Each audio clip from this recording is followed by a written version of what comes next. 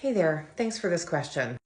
First off, I'm so sorry that you're dealing with some tension with your mother. Borderline personality disorder is serious, and it can often hurt the people in the sufferer's orbit as much or more than it hurts the person who's actually suffering. I have done a lot of reading and a lot of research about borderline personality.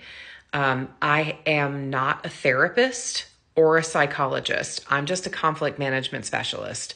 So while I am aware of a lot around borderline personality and I've done a lot of my own research, any commentary that I make, particularly about borderline personality, needs to be taken with a grain of salt. And you should always go to people who are experts in this kind of thing for to double check this information. But from the little, or moderate amount that I do know about borderline personality, it's an extremely difficult thing for the families to handle.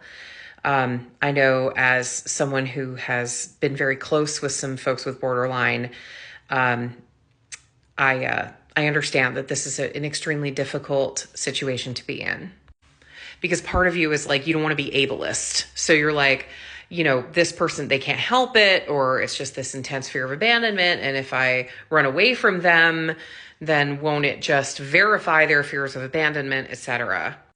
It's not an easy row to hoe. But the advice that I would give you if you were my client is that, one, you cannot fix borderline. You cannot make it better. You cannot make it worse. You can't. Now, the person who has it can seek therapy and treatment and, go through DBT and, all that stuff. And that can be very helpful, and they can live beautiful lives with lots of great intimate connections. But you are not that person, and you cannot fix it for her. Nothing you do or say will make it better or worse. It just is what it is, and you have no control over it.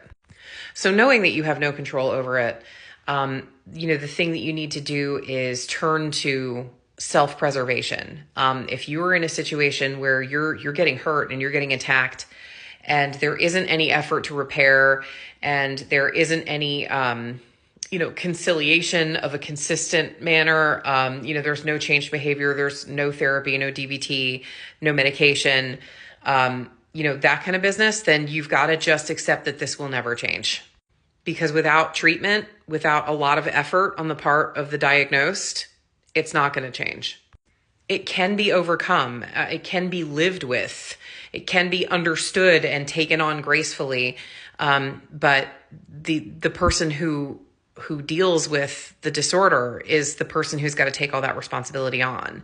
And if that person is not taking on that responsibility, then it's not going to change. It's probably only going to get worse. So in my situation, I would say just protect yourself. I would say stay away, honestly, stay away. If the person is not making any effort to improve, just stay away, stay out of the line of fire. If it is impossible for you to stay away, I don't know why it would be if you're a grown person. But if it becomes impossible for you to stay away, there's a theory called gray rock that I suggest that you look up. You treat people as if they were a gray rock that you were walking by. So like, you wouldn't pay a ton of attention to a gray rock on the side of the road. You would just kind of go, you'd notice that it would be there. It would have no impact on you. So if you are able to, if you have the emotional fortitude to, you can just go, oh, hi. And then just like pretend that they're not important. Don't really give them any time to talk to you. If they do talk to you, just sit back and put yourself in the position of the observer. Like, oh, this is what a toxic mother looks like. I'll just sit back and absorb, not absorb this, but I'll observe it. And that's the phrase. I actually just let the cat out of the bag there. It's observe, don't absorb. So if you're able to just kind of pick it up and look at it and go, oh, that's toxic behavior, and throw it away, instead of going, that's toxic behavior and it's directed towards me and it hurt me. You do not have to snuggle that close. You can just call it toxic behavior in your mind and go, cool, okay, and then just walk away and do whatever you want. Not everybody has the emotional fortitude to do this. Not everybody is, equipped to do this. And a lot of times it has nothing to do with strength at all. It's also to do with trauma. But if she's a trauma trigger for you and she's not doing anything to help repair it, I would just say stay away, or just treat her like a gray rock. I hope it goes well for you. I'm sorry about all of this.